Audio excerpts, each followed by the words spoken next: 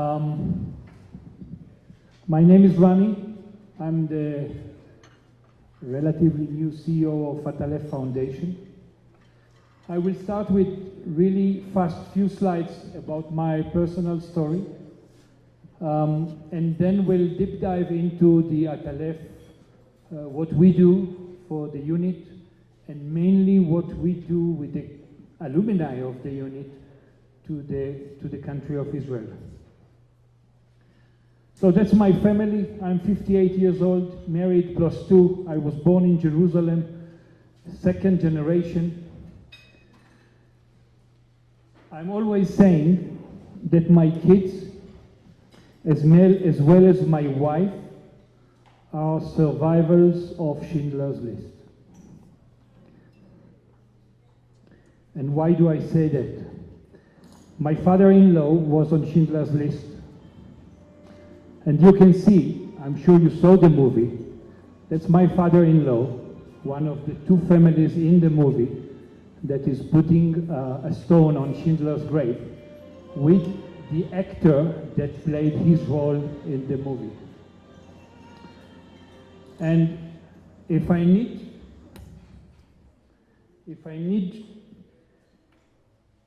or if I have been asking myself in the past why I did what I did in the army, this is the reason. This is the reason. That's the relation for me with the Jewish history. And by the way, he lived with us till like 3 years ago, so we could hear many stories, and he was a partner with us during the service and afterwards, and we even had the opportunity to go back with him to Poland for the 65th anniversary of Ghetto Blashe. My daughter, when she was 12, she was discovered with a brain tumor. And for 2 years we were fighting for her life. And it's all behind us, and she's great. I did not want to put it there just to create a concern. But I wanted to tell you a story because when she reached age of 18, the army did not want to recruit her because of the cancer. And then we said, Tal, it's your choice whether you go to university earlier than all your friends, because you know in Israel it's a duty, or you do, it's your choice. And she said, there is no way, there is only one way. I'm going to the army, and I'm going to volunteer. And she volunteered, and she served as a team leader within Shayetet 13, within our unit, in the operations center. What is even nicer is that my son graduated the unit as a warrior and as an officer. Now he's a captain in reserve. By the way, you can see he was an officer for the course. You can see Ram, he was the admiral. And you can see Benny Gantz, who was the chief of staff. And they gave him the rank in the graduation ceremony of the course. He was the officer in charge. So this picture is a nice souvenir. And lately I became, 5 months ago, a grandpa. And you can see the granddaughter Maya, she is Atalef 3rd generation. That's what is written on her baby doll. There was a period that we served together, my daughter in operations, my son as an officer in active, and I was in reserve. There were even 2 occasions that my son and myself, we were assigned to the same mission, and because we were same family, we needed a special approval from the admiral. We received it from the admiral. Thanks God we did not have to ask my wife, because I don't think we would receive any. I joined the Shayetet 1980, served until 1985, and still serving in reserve at my age. I really like to do it, and I'm always saying as long as they need me, I'm there. Investing almost 30 days per year. I wanted to share with you in a few seconds. I'm sure some of you saw the movie Red Sea Diving Resort. That's Moses' operation, bringing the Ethiopians before the gates of Ethiopia were opened for the Ethiopian Jews. Now I'm talking 1980 to 82. I graduated the course 1982 mid, and 2 weeks later, the officer called us and said, guys, you go home, you bring clean clothes, and tell at home that you're going to disappear for about 2 months. And you know, it's not like today, people have cellular phones, your parents, they know every second where you are. We said goodbye, and that's it. And you can see in the picture, I mean, you have to see the movie. Of course, it's a Netflix movie, but the story is a real one. I was part of the forces that came with a small boat, with the Zodiacs, from the mother boat to the shore where it was signaled that it is possible and free way. In many evenings, we were shot by the Sudan army. And you can see my picture here with a friend in my course, with the Ethiopian guy and another guy there from Kibbutz Agoshrim, that's me, over there. We did 2 sessions, 1.5 months each.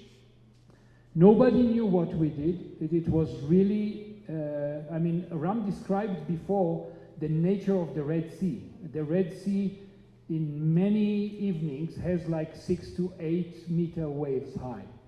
And to come with the Zodiacs, with like 14 Ethiopians, kids, grandpas, I mean mothers, I mean the whole community, they were sailing from the shore to the mother boat, 3 hours in high waves, were covered with a special fabric so they can breathe but not get wet, and then waiting beside the mother boat till all the 20 Zodiacs will be picked up by the lever at the high level of, I mean, it's like 15 meters high, and then we could handle them to the forces on the boat.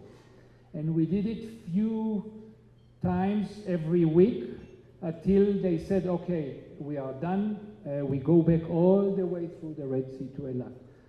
Personally, I recommend you to watch the movie. In my perspective, after many missions I did, this is the one. And by the way, I got it only a few years later. This is the one that if I need to pinpoint and say, what is the most Zionist things you did in your life? I think this is the one. Thank you. Just a quick one. I had a business career before I started enjoying being the CEO of Atalef. I was managing Lexmark for a few years, relocated in Paris for a few years. I was general manager for Xerox in Israel, and the last 1.5 years I was regional manager in Xerox for Latin America, Central and South America, based in Miami.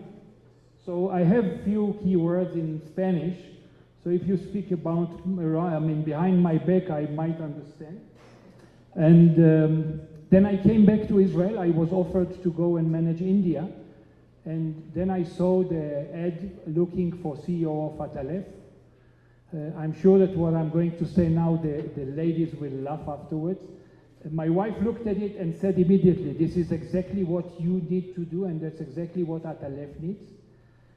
For me, it took me around a month to say, yes, you're right, my dear. And that's it, and since June, I'm there. I want now to finish I finished my personal background. It was important for me that you will see with whom you're talking. And you know, there are some rumors that the alumni of the commando, Israeli commando, they are not human.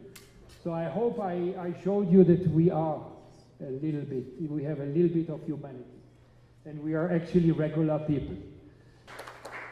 What Atalef is doing, Atalef is the Israeli Navy SEALs Foundation. Our mission is first to support our warriors and their families during the active service, and then, which makes it more difficult, is afterwards with their transition to the civilian life.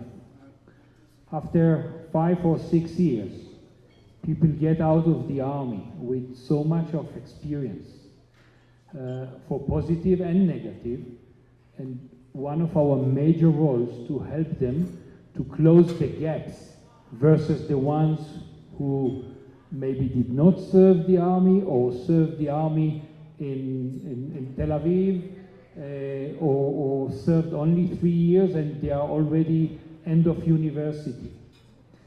The last 4 years, 4.5 years, the foundation decided that it's not enough for us.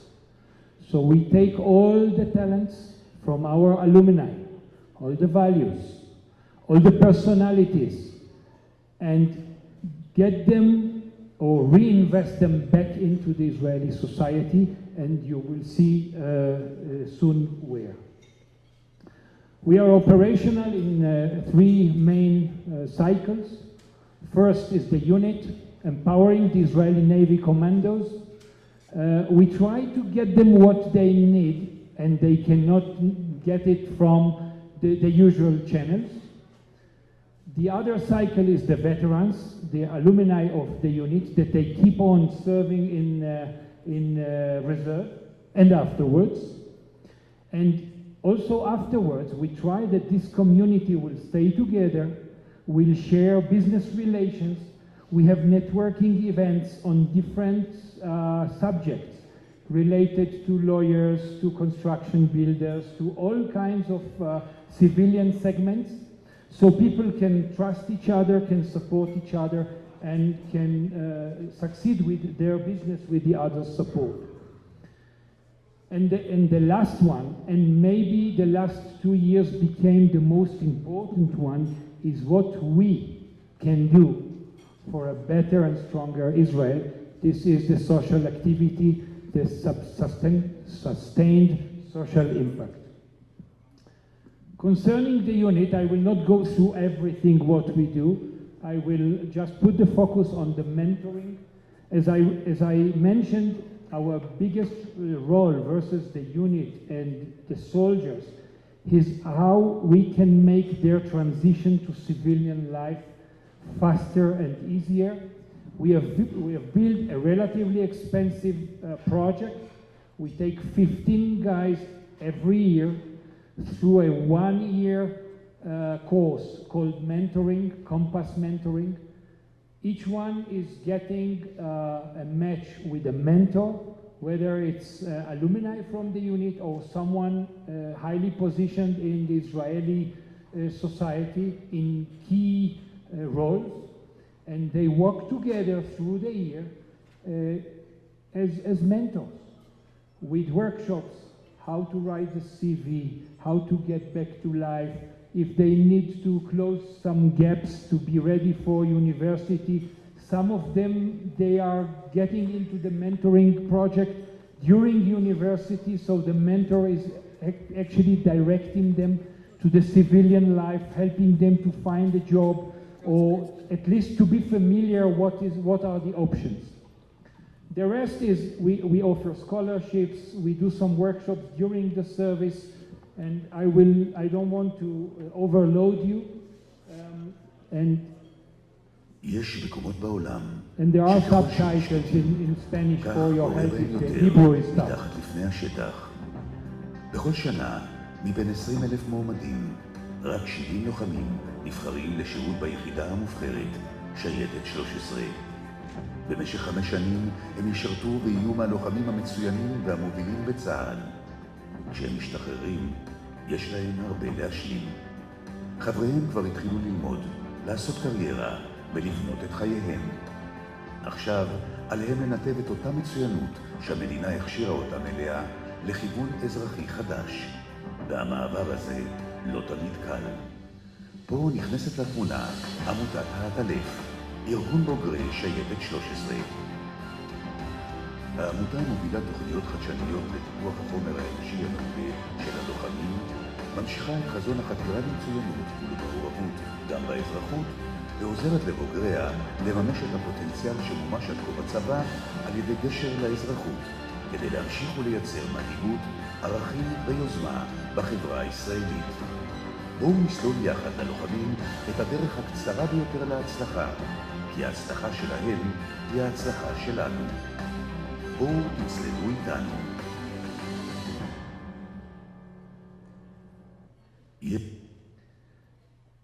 The idea is to take these guys, that our kids, somehow your kids, that put there in one of the toughest services in the Israeli army, and to try to fill up the gaps. And we don't want to lose the momentum, because they served with maybe the best way to show the meaning of excellence, and we want to take it towards the civilian life and into the leadership of the country. The second cycle is the veterans community. We take care of the reserve forces, again what they need. I mentioned the networking. What is important is the Dolev program. We have in the unit 160 wounded people, and we have programs for them. We have scholarships for them. We made them fun days in the unit. Just 1.5 months ago, we brought 80 wounded people with their families and their kids to the unit to see where they found the wounds, where they served. It was a fun day with swimming pool and kayaks and pancakes to give them a different view of the base. For some of them it was very difficult to come back to the base, but somehow it put them at the end of the day in a much better position emotionally. And of course, one of our most important missions is to take care of the bereaved families, the families of the fallen. We have 84 families that lost their loved ones in the unit. I can share with you that since I'm on the job, I'm trying to be in each and every memorial. Meet the family, meet the parents, go with them home, watch the pictures, hear the story. For them, the Shayetet is the second home, and for some of them, maybe the first one. And we invest a lot of attention there. We are in a process of Shayetet Forest. It's a memorial forest on Carmel Mountain that actually the opening will be in 2020. We already financed it. I mean, it's in process. The bulldozer on the ground. And we will let our team here know when the celebration or the opening of the forest will be. And if by chance you are able to join, you want to join, you will know the dates, and it will be a great privilege to have you there.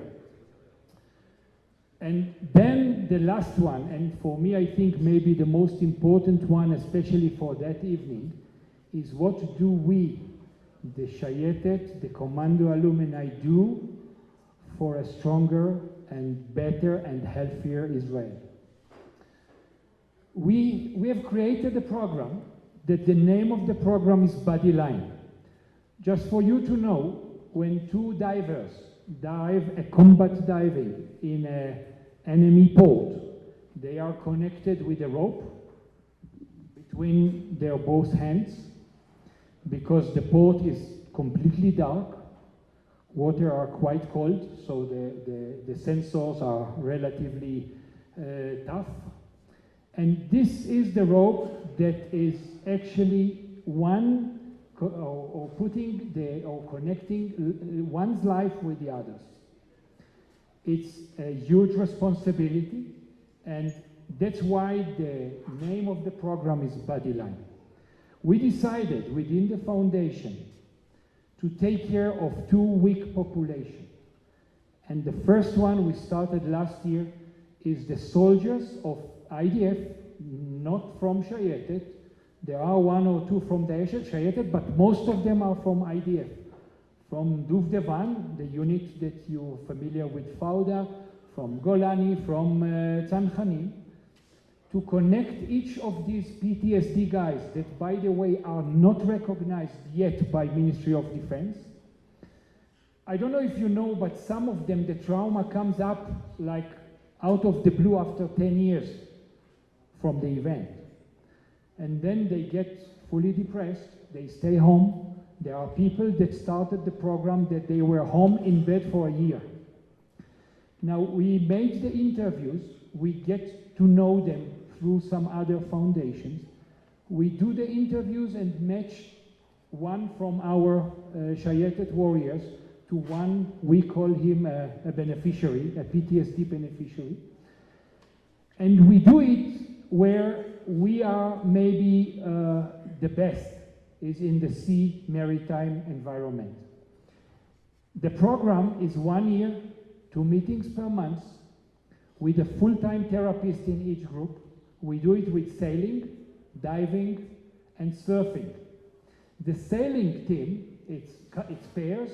They finish the year with a skipper license. The diving, they finish the year with a diving license.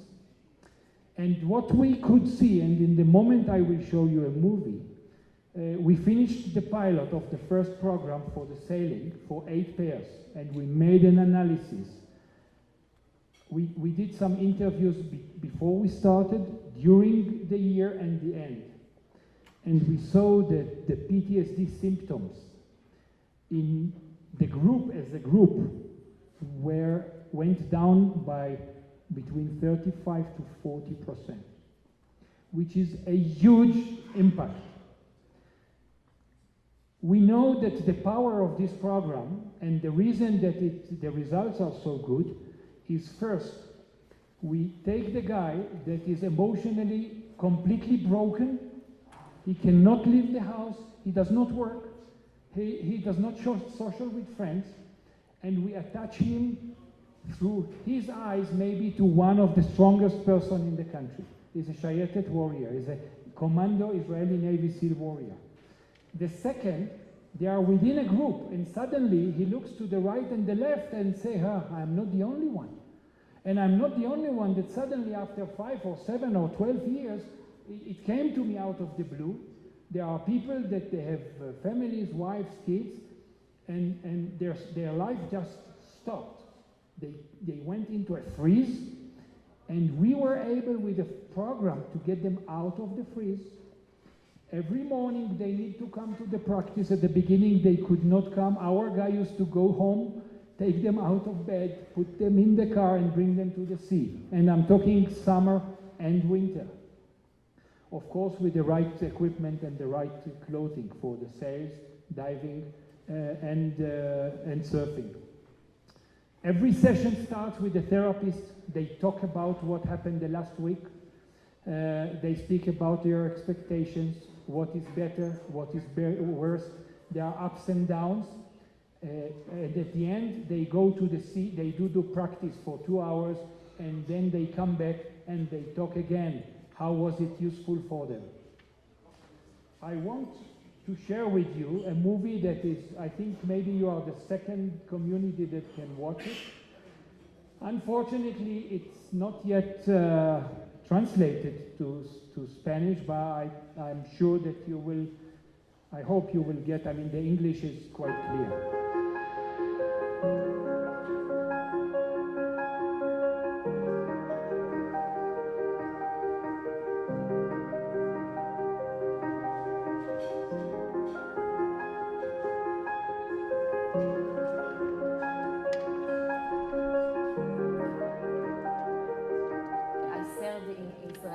For 6 years. I have a post-trauma. It's a day after day battle of you against society, you against the world out there. You cannot really start the day or do the ordinary things that everybody does. I wanted to take control of it, I wanted to take care of it. 16 years after the traumatic events, it's the first time that I do something for me.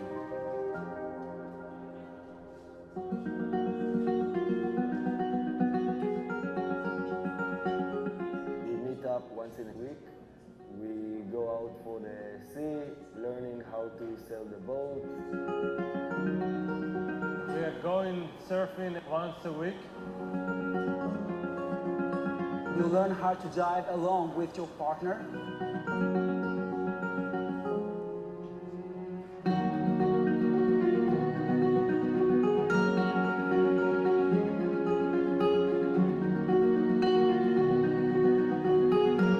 First of all, you meet, you bond with people like you, other war veterans. The connection with the partner is very important as well. Because Arthur was a fighter in the army, I found that I can speak with him about the stuff I've been through, and he can understand. If I feel I need anything, he's always there to be helpful. We have a strong connection. Asaf is like my brother. Travel Zoom taught me how to deal with things, how to deal with life in a more peaceful, more quiet, more calm ways. I'm very happy. I'm telling my 3 years old that I'm going surfing. She's very proud of it, and I'm very proud of it. Travel Zoom revived things in me that I thought they're gone. It's keeping me alive. It's keeping my head over the water. Travel Zoom changed my life.